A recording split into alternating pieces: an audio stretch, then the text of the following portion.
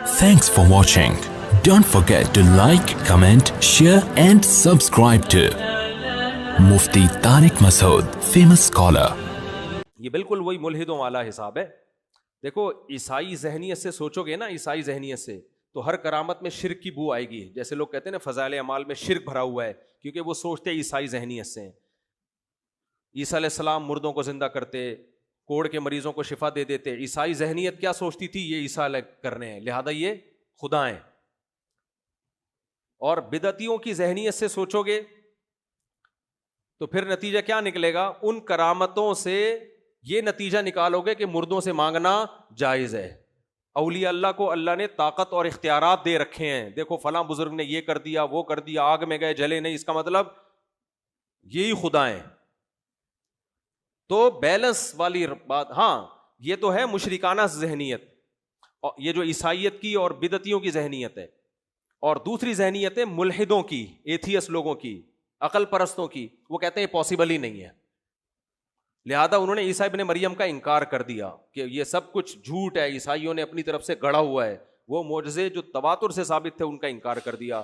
تو نہ عقل پرست بننے کی ضرورت ہے حد سے زیادہ, اور نہ ان کرامتوں سے یہ کہنا کہ فضائل اعمال میں شرک بھرا ہوا ہے. جس کو یہ کرامتیں فضائل اعمال میں شرک لگتی ہیں اس کا دماغ عیسائی ذہنیت والا ہے, کیونکہ وہ عیسیٰ علیہ السلام کے معجزوں کو بھی کیا کہتے ہیں؟ شرک سمجھتے ہیں, کیونکہ وہ اس کی بیس پہ عیسیٰ کو اللہ کے ساتھ شریک کر دیتے ہیں. چلو بھائی ہم آگے چلتے ہیں اب جلدی سے. آج مختصر بیان کروں گا, آج میرا گلا بھی بہت خراب ہے, طبیعت بھی سیٹ نہیں ہے. قال عفریت من الجن انا آتیک بہ قبل ان تقوم من مقامک, جن کا میں لے آؤں گا بھائی. وانی علیہ لقوی امین, اور کہا کہ میں طاقتور بھی ہوں, لاؤں گا پورے, اور امین بھی, اس میں سے چوری بھی نہیں کروں گا, کیونکہ اتنے قیمتی ہیرے جواہرات جڑے ہوئے ہیں. کسی کو بھیج دیا آپ نے دائیں بائیں, آپ کسی کو بڑی رقم کے لیے یا کوئی گفٹ کے لیے بھیجو تو دائیں میں بھی چرا لیتا ہے. وہ کہا میں بہت تمیز سے پورا تخت لا کے رکھ دوں. تو اللہ کہتے ہیں ایک تھے جن کے پاس کتاب کا علم تھا, انہوں نے کہا آپ کی پلک جھپکنے سے پہلے حاضر. یہ اللہ کی طرف سے ولی کے دل میں الہام ہوتا ہے کہ آپ یہ اشارہ کر دیں میں یہ کام کر لوں گا. اور یہ الہام بھی بعض دفعہ اس ولی کے لیے حجت ہوتا ہے. جیسے حضرت مریم کے بارے میں, حضرت موسیٰ کی والدہ کے بارے میں قرآن میں کیا ہے؟ وَأَوْحَيْنَا إِلَىٰ أُمِّ مُوسَىٰ نَرْزِي, ہم نے موسیٰ کی ماں کے دل میں وحی کی کہ بچے کو دودھ پلا اور صندوق کے حوالے کر دے. تو کیا موسیٰ علیہ السلام کی والدہ پیغمبر تھیں؟ پیغمبر تو نہیں تھی نا. جس سے پتہ چلتا ہے بھائی اولیاء اللہ کو الہام بھی ہوتا ہے. لیکن وہی بات ہے کہ اگر آپ کو ان کے برحق ہونے کا یقین ہے تو آپ مان لو, اگر آپ کا خیال ہے کہ یہ ثقہ نہیں ہے تو نہیں مانو. آپ کافر نہیں ہوگے, آپ اس سے پیغمبر کے وحی کا انکار کرنے سے کافر ہو جاؤ گے. سمجھتے ہو؟ تو اب موسیٰ علیہ السلام کی والدہ کو جب وحی ہوئی, یہ وحی ان کے لیے حجت تھی. اتنا مضبوط خیال آیا اللہ کی طرف سے, صندوق میں ڈالو, اور اللہ کہہ رہے ہم نے وعدہ کیا ہم گود میں لوٹائیں گے یہ. اور جب ہم نے لوٹایا تو اللہ کہتے ہیں ہم نے اس لیے لوٹایا تاکہ ان کو یقین آ جائے اللہ کے وعدے سچے ہیں. تو اب اگر ہم قرآن میں یہ نہ پڑھتے اور حضرت موسیٰ علیہ السلام کی والدہ ہمیں آ کے بتاتی کہ میرے ساتھ ایسا ہوا, تو اگر آپ کو ان کی والدہ کے برحق ہونے کا یقین ہوتا تو آپ کہتے ایسا ہوا ہوگا. آپ جھوٹ نہیں بولتی, جھوٹ نہیں بول سکتے. اور اگر آپ کو ان کے برحق ہونے کا یقین نہ ہوتا تو آپ کہتے ان کی تو باتوں میں شرک بھرا ہوا ہے. ان کی باتوں میں کیا بھرا ہوا ہے؟ شرک بھرا ہوا ہے. کہ مشرکانہ باتیں کرتی ہیں کہ ان کو بھی الہام ہو رہا ہے, یہ تو ختم نبوت کی ممکن ہے, اس طرح کی باتیں کرتے آپ. تو قرآن جب بیان کر رہا ہے تو پھر تو یقین ہے, قرآن بیان نہیں کر رہا تو پھر ہم کہیں گے بھائی ہمیں اگر اس کے سچے ہونے کا یقین ہے تو مان لیں گے, یقین نہیں ہے تو رد کر دیں گے. لیکن اس کو یہ کہنا شرک ہے, یہ نہیں ہے, شرک اس کو نہیں کہتے. تو اللہ تعالیٰ فرماتے ہیں جب سلیمان علیہ السلام نے دیکھا نا کہ وہ بزرگ کہہ رہے ہیں کہ میں پلک جھپکنے سے پہلے تخت لاؤں گا, یہ کہا اور تخت حاضر. اتنی جلدی تو میری وہ شادی بھی نہیں ہوئی تھی جو میں نے کل واقعہ سنایا تھا, اس میں بھی تھوڑا ٹائم لگا تھا. سلیمان علیہ السلام نے جیسے ہی تخت اپنے سامنے دیکھا, قال ھذا من فضل ربی, یہ میرے رب کا فضل ہے, یعنی مجھ پہ فضل ہے. اب سوال پیدا ہوتا ہے بھائی یہ تو ان بزرگ پہ فضل ہے. بھائی یہ بزرگ کس کی وجہ سے ہے؟ یہ بھی تو میری وجہ سے ہے نا. ہمارے حضرت یہ واقعہ بیان کر کے کہتے تھے سلیمان علیہ السلام سوچتے تھے کہ میرے تو امتیوں میں ایسے ایسے لوگ ہیں بھائی, تو سوچو اس امتی کے پیغمبر کا مقام کیسا ہوگا. تو اس سے پتہ چلتا ہے اس امت میں بزرگوں کی جتنی کرامتیں بیان کی جائیں جو مستند ذریعے سے ہوں, اس سے فضیلت محمد صلی اللہ علیہ وسلم کی ثابت ہوتی ہے. صحابہ کرام کی فضیلت ثابت ہوتی ہے کہ صحابہ اور نبی کو فالو کرنے والوں کی کیسی شان ہے کہ اللہ ان کے ہاتھ پہ کیسے کیسے واقعات صادر کر دیتا ہے, اور یہ کہتے ہیں کہ اس سے نبی کی توہین ہو رہی ہے کہ نبی کے ہاتھ پہ تو یہ معجزہ ہوا نہیں اور ان کے بزرگوں کے ہاتھ پہ ہو گیا. تو نہ ان کا کمبختوں کو قرآن آتا ہے, نہ حدیث آتی ہے, نہ فقہ آتا ہے, چند اردو کتابیں پڑھ کے پھینکتے رہتے ہیں پھر بیٹھ کے چینل پہ. تو سلیمان علیہ السلام نے کہا میرے رب کا مجھ پہ فضل, لیبلونی, اللہ آزما رہا ہے مجھے, اشکرو, کہ میں شکر ادا کرتا ہوں, ام اکفر, یا ناشکری. میں نے پہلے بھی اس میں بتایا تھا نا, جب پیغمبروں کو کوئی نعمت ملتی ہے تو اتراتے نہیں ہیں, وہ کہتے ہیں یہ میری آزمائش ہے. کیونکہ جب کوئی نعمت ملے تو انسان شکر کے بجائے اترانے لگتا ہے. ہمارے ساتھ کوئی اتفاق سے ایسا واقع ہو جاتا, میرا کوئی مرید ہوتا, 2-4 فرشتے اس کے ساتھ آ جاتے, تو میں کلپ بناتا, دیکھا مجھ سے بیعت ہوا 4 فرشتے. یہاں وہ واقعہ مجھے یاد آتا ہے, ایک پیر صاحب تھے, ایک مرید نے ان سے کہا کہ حضرت آج میں نے زبردست خواب دیکھا. پیر صاحب تو چاہتے ہیں خواب آ کے سناؤ مجھے میرے فضائل میں, جاہل پیر جو ہوتے ہیں. کہا میں نے خواب دیکھا کہ آپ کی انگلیاں شہد میں اور میری انگلیاں پخانے میں. مجھے یہ لفظ گندا لگ رہا ہے بولنا, لیکن اس کے بغیر وہ خواب مزہ نہیں آئے گا. پیر صاحب نے کہا یہی تو فرق ہے پیر میں اور مرید میں, تیری انگلیاں گندگی میں اور میری شہد میں. بیٹا یہی ہے, یہی میں سمجھانا چاہ رہا ہوں, پیر کا احترام کرو. اس نے کہا حضور ابھی خواب مکمل نہیں, خواب ابھی کم. اس نے کہا بول جلدی سنا. کہہ رہے میں نے آگے دیکھا کہ آپ کی انگلیاں میں چاٹ رہا ہوں, میری انگلیاں آپ چاٹ رہے ہیں. یہ جاہل پیروں کا یہ حساب ہوتا ہے.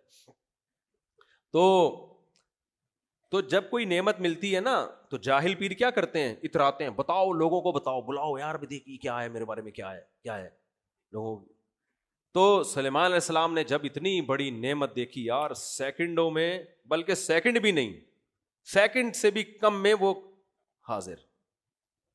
تو فوراً کہنے لگے یہ اللہ کا فضل ہے, اللہ چاہتا ہے, دیکھنا چاہتا ہے, مجھے آزما رہا ہے کہ میں اس کا شکر گزار بنتا ہوں یا نا شکرا. پھر کہنے لگے وَمَن يَشْكُرْ وَمَن شَكَرَ فَإِنَّمَا يَشْكُرُ لِنَفْسِهِ, جو شکر کرتا ہے اپنا ہی فائدہ ہوتا ہے اس کو. یعنی اپنے آپ کو تنبیہ کر رہے ہیں, انسان کو پتہ چلتا ہے اپنے لیے بھی نصیحت کی ضرورت ہے اس کو. وَمَن كَفَرَ فَإِنَّ رَبِّي غَنِيٌّ كَرِيمٌ, اور جو ناشکری کرے میرے رب کو اس کوئی پرواہ نہیں ہے, وہ مستغنی ہے, اسے ضرورت نہیں. پھر سلیمان علیہ السلام نے کہا ایسا کرو, بالکل وہی ڈیزائن کا تخت ہوگا, وہ تو آگ کے دیکھتے ہی پہچان جائے گی, ہم تھوڑا سا اس کو سرپرائز دینا چاہتے ہیں, کیونکہ یہ پاسبل ہی نہیں ہے نا اتنی جلدی تخت آ جائے. دیکھو یہ بھی دعوت تبلیغ کا ایک طریقہ ہے یا نہیں ہے, کیسا ٹیکنیکل طریقہ. تو اس سے پتہ چلتا ہے تبلیغ کا کوئی صرف ایک طریقہ متعین نہیں ہے. جس وقت آپ کو جو طریقہ کسی کو دین پہ لانے کے لیے سوٹیبل لگ رہا ہو وہ طریقہ آپ اختیار کریں. سلیمان علیہ السلام کو یہ طریقہ اختیار کیا کہ تخت اٹھا کے لیا, اس پہ بھرم آئے, بھرم, صحیح ہے نا, بھرم میں آ جائے گی وہ کہ بھائی یہ کیا ہے, یہ کیسے معجزے ظاہر ہو رہے ہیں. تو سلیمان علیہ السلام نے کہا بھائی اس تخت کی سیٹنگ تھوڑی سی چینج کر دو, بالکل وہی نہ ہو, تھوڑا سا کنفیوز ہو. تو پھر ہم دیکھنا چاہتے ہیں کہ وہ اس تخت کو پہچانتی ہے یا نہیں پہچانتی, کیونکہ پہلے زمانے میں یہ تو نہیں تھا کہ آئی فون سے تصویر کھینچ کے بھیجی اور انہوں نے فوراً اسی جیسا بنا لیا. کوئی بندہ پہلے وہاں سے چلے گا, اس کا ڈیزائن بتائے گا, ایسا ڈیزائن ہے, اتنے انچ تخت چوڑا لمبا, اور اس میں یہ ہیرے جواہرات اور یہ یاقوت اور مرجان اس ڈیزائن میں. ایسے کاپی کرنا ناممکن تھا اسی اسٹائل کا. تو اس لیے تھوڑے سے نٹ بولٹ جو ہے نا تخت کے دائیں بائیں کروا دی. فلما جاءت, ملکہ سبا جب آئی, قیل اہکذا عرشک, اس سے کہا گیا تمہارا تخت اسی طرح کا ہے. قالت کانہ ہو, کنفیوز ہو گئی, یعنی مجھے لگ رہا ہے یہ بالکل وہی ہے. لیکن اب ظاہر ہے وہ ہو بھی نہیں سکتا کہ اتنی جلدی کہاں سے آ گیا, ہم سے پہلے تخت کیسے پہنچ گیا. لیکن یہ معجزے آج ہمارے یہاں ہو رہے ہیں. دلہن سے پہلے جہیز پہنچ جاتا ہے. داماد ایسے بغیرت مارکیٹ میں آ رہے ہیں, کہہ رہے ہیں دلہن بعد میں بھیجنا, جہیز پہلے. انہوں نے بھی جنات رکھے ہوئے ہوتے ہیں جو پہلے سے جہیز اٹھا کے لے آتے. اچھا خیر, فلما جاءت قیل اہکذا عرشک, کیا تمہارا تخت بھی اس طرح؟ اس نے کہا ایسے ہی لگ رہا ہے. وَأُوتِينَا الْعِلْمَ مِنْ قَبْلِهَا, اور کہنے لگی ہمیں پہلے سے آپ کے بارے میں معلومات تھیں کہ آپ کے پاس بڑی ترقی ہے, تو اسی ٹائپ کا کچھ بنایا ہے بھائی, آپ نے بنا سکتے ہو آپ. تو قیل لها ادخل الصرح, اس سے کہا گیا اس فرش پہ داخل ہو. محل تھا نا جس کا فرش تھا شیشے کا اور اتنا خوبصورت. وہاں بھی کسی نے مولانا حضرت سلیمان علیہ السلام کو یہ نہیں کہا کہ آپ نے اتنا عالی شان محل جس کا تخت بھی ایسا لگژری، وہ جس کا فرش ایسا اتنا خوبصورت فرش تھا، ایسا لگ رہا تھا پانی کی لہریں ہیں. تو ملکہ سبا سے کہا کہ جاؤ. تو کشفت عن ساقیہا، اس نے کہا یہ تو تالاب ہے، پانی ہے. تو اپنے پائنچے اوپر کر لیے. قال انہ صرح ممرد من قواریر، بتانے والے نے یا سلیمان علیہ السلام نے بتایا یہ پانی نہیں ہے، آپ کو ایکچولی لگ رہا ہے کہ یہ کیا ہے، یہ پانی لگ رہا ہے، حقیقت میں یہ پانی نہیں ہے. ایک وہ دور تھا بنی اسرائیل کا جب فرعون ظلم کر رہا تھا ان کے اوپر، اور اللہ نے ارادہ کیا تھا اس قوم کو دنیا کا امام بناؤں. کیسا امام بنایا، کیسا عالی شان محل بنایا. تو بھائی پھر تو کہنے لگی قال ربی انی ظلمت، اتنے معجزے دیکھ لیے تھے نا اس نے، فوراً ایمان لے آئی کہ یہ میرا دین برحق ہو ہی نہیں سکتا. ربی انی ظلمت نفسی، اے اللہ میں نے آج تک اپنی جان پہ ظلم کیا. واسلمت مع سلیمان للہ رب العالمین، میں سلیمان کے ساتھ اس اللہ پہ ایمان لے آئی جو تمام جہانوں کا پالنے والا. آج سے سورج کی عبادت بند. دیکھو ہم نے کتنے واقعات پڑھے نا پیغمبروں کے. کوئی ایک قوم اب تک دیکھی جو انسان کی بچی بنی ہو؟ سارے اوٹ پٹانگ. اور یہاں ایک فرد نہیں، پوری ملکہ اپنی قوم سمیت پوری ریاست اسلام میں داخل ہو رہی ہے. اس سے پتہ چلتا ہے کہ وہ قوم بڑی اسٹیبل تھی. تبھی تو قرآن نے کہا نا کہ ہدہد نے آ کے کہا کہ اتنے ذہین لوگ ہیں اور بے وقوفی کا کام کر رہے ہیں. اور قرآن نے بھی کہا انہا کانت من قوم کافرین، ذہین عورت تھی لیکن کافروں میں پیدا ہوئی تو وہ والی حرکتیں کر رہی تھی. اس سے پتہ چلتا ہے کہ اچھے بھلے لوگوں کا ماحول بھی کا دماغ بھی ماحول کی وجہ سے خراب ہو جاتا ہے. اس لیے ماحول ہمیشہ اچھا رکھنا چاہیے، ذہین لوگوں میں بیٹھنا چاہیے، نیک لوگوں میں بیٹھنا چاہیے، کھوپڑی صحیح کام کرے گی. ورنہ اچھے بھلے آدمی غلط لوگوں میں بیٹھ کے ان کی کھوپڑی کیا ہو جاتی ہے؟ خراب. تو ملکہ سبا کی کھوپڑی کیا ہو گئی تھی؟ قرآن کے بقول خراب ہو گئی تھی غلط لوگوں میں رہ کے. تو اس سے ہمیں یہ بھی پتہ چلتا ہے کہ یہ جو حدیث میں آتا ہے کہ عورتوں میں اللہ نے عقل مردوں کی نسبت کم رکھی ہے، تو یہ قاعدہ کلیہ نہیں ہے. بعض عورتیں ذہین ہوتی ہیں بہت زیادہ، بعض ہوتی ہیں جو بیان سن رہی ہیں، تو یہ قاعدہ کلیہ نہیں ہے. نبی صلی اللہ علیہ وسلم نے فرمایا لن یفلح قوم ولو اہم امورہم الی المرأة، وہ قوم کبھی کامیاب نہیں ہو سکتی جو اپنے اہم معاملات عورت کے حوالے کر دے. تو اسلام میں عورت کو حاکم بنانا پسندیدہ کام نہیں ہے. اچھا ہوتا یہ ہے کہ لوگ نا اس میں کو اپنے سیاسی مقاصد کے لیے اس حدیث کو یوز کرتے ہیں. جب بے نظیر بھٹو شہید کا الیکشن میں ان کا الیکشن جیتنے والی تھی تو بہت سے لوگوں نے یہ حدیث نا کہ عورت اسلام میں اس کی حکمرانی کا کوئی تصور نہیں ہے، تو ساری حدیثوں کو سامنے رکھ کے فیصلہ کیا جاتا ہے. عورت کی حکمرانی کا تصور نہیں ہے، فاسق اور فاجر کی حکمرانی کا بھی تصور، چور اور ڈاکوؤں کی حکمرانی کا بھی اسلام میں تصور نہیں ہے. تو یہ حدیث تو یقیناً ٹھیک ہے لیکن کمپیئر کیا جائے گا. کمپیئر کیا کیا جائے گا کہ جب دو بڑی مصیبتیں ہوں تو اس میں جو کم درجے کی مصیبت ہے اسلام اس کو فوکس کرنے کا حکم دیتا ہے. تو اسلام میں حاکم بنانے کا حکم تو عادل ہو، مرد ہو، بلکہ اس سے بھی آگے خلیفہ تو قریشی ہو، حدیث میں آتا ہے.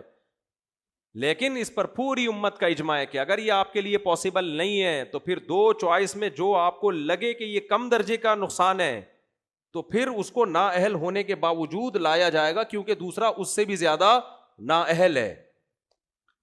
تو اس لیے اگر کسی کنٹری میں کسی عورت کو وزیر اعظم بنایا جا رہا ہے اور اس کے مقابلے میں ہے تو مرد، تو شریعت فوکس تو مرد کو کرتی ہے، لیکن اس مرد کا کرپٹ ہونا، ملک کے لیے نقصان دہ ہونا 100% ثابت ہو جائے تو پھر ایسے موقع پر اس عورت کی سلیکشن کی جائے گی. سمجھتے ہو کہ نہیں سمجھتے؟ پھر یہ حدیث دینا کہ حدیث میں آتا ہے کہ عورت کو حکمران نہیں بنایا جا سکتا، تو حدیث میں تو فاسق و فاجر کو بھی نہیں بنانے کا حکم. یعنی سربراہ بنا رہے ہو آپ ایک شخص کے بارے میں پتہ ہے کہ ملک کو بیچ کے کھا جائے گا، پکا ایجنٹ ہے، تو اس سے بہتر تو وہی ہے نا کہ عورت ہو لیکن ایجنٹ نہ ہو. یا تو کوئی تیسری چوائس ہو نا تو پھر اس کی طرف جایا جائے گا. لیکن جب تیسری کوئی چوائس نہیں ہے، دو میں سے ایک کا انتخاب کرنا ہے تو پھر شرعن یہ بھی جائز ہے. اب میں یہ نہیں کہہ رہا بے نظیر بھٹو شہید کو ووٹ دینا چاہیے تھا کہ نہیں دینا چاہیے تھا, وہ تو ایک سیاسی بحث ہے, لیکن ہمارے جو سیاسی لوگ ہیں وہ جانتے بوجھتے ہوئے بھی بعض دفعہ مذہب کا غلط استعمال کر رہے ہوتے ہیں سیاست کے لیے. پھر انہی کو جب اتحاد کرنا ہوتا ہے تو وہ ساری حدیثیں بھول جاتے ہیں, ٹھیک ہے نا, وہ سب حدیثیں غائب ہو جاتی ہیں. تو یہ چل رہا ہے مارکیٹ میں. تو قرآن سے پتہ چلتا ہے ملکہ سبا بہت ذہین تھی, اور دیکھو کتنے آرام سے حساب کتاب ہو گیا. سلیمان علیہ السلام کی دعوت قبول کر لی, اس کی ریاست بھی باقی رہی, اس کی حکومت بھی باقی. ہو سکتا ہے سلیمان علیہ السلام نے اس کی ریاست کو اپنا ایک صوبہ بنا لیا ہو کہ بھئی اب یہ آپ کا کنٹری ہمارے کنٹری کا ایک صوبہ ہے. تو ہم بلا وجہ کی حق کی مخالفت میں آ کے نقصان کرتے ہیں, اور اس نے تحقیق کی. اسی وجہ سے حدیث سے بھی یہ بات ثابت ہے, قرآن سے بھی یہ بات ثابت ہے کہ جب اسلام کی دعوت دنیا میں پھیلے تو غیر مسلم پر خود لازم ہے کہ وہ تحقیق کرے.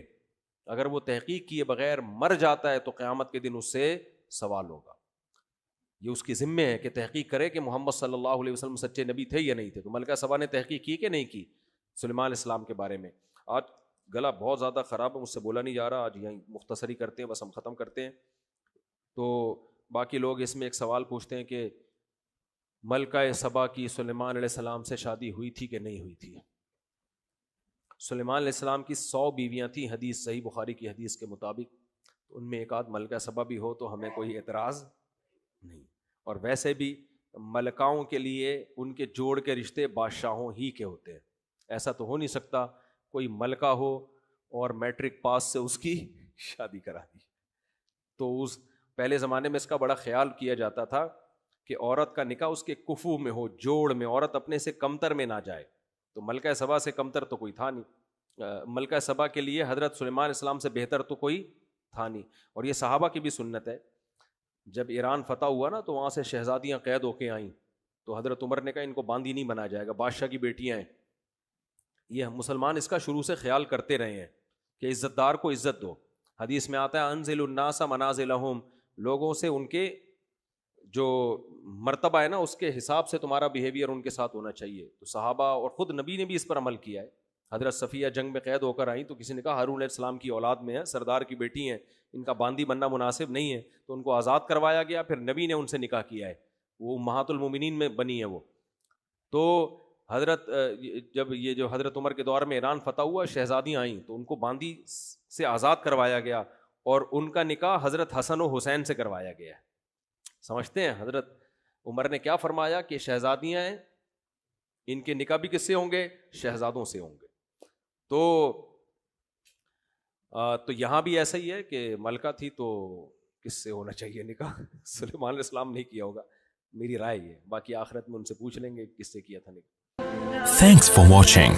Don't forget to like, comment, share and subscribe to Mufti Tariq Masood, famous scholar.